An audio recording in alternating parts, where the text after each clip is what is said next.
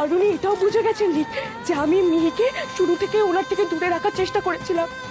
আর উনি এটাও জানেন যে আমি অজ্ঞান হয়ে গেছিলাম এটার ভয়ে যে উনি মিহিকে নিয়ে চলে যেতে পারেন। উনি আসার কিছুটা সময়ের মধ্যেই নাকি মিহির স্পর্শে উনি অনুভব করেছিলেন যে মিহি ওনার মেয়ে, যাকে উনি 5 বছর আগে গ্রহণ করেননি।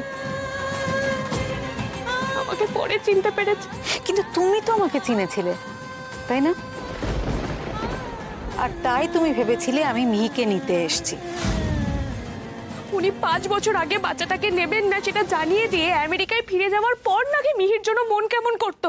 আমি মিহিকে এখানে ফেলে চলে গেছিলাম ঠিকই, কিন্তু বিদেশে গিয়ে আমি শান্ত থাকতে পারিনি। বিশ্বাস করো, আমি আমার নিজের মনকে শান্ত রাখতে পারিনি।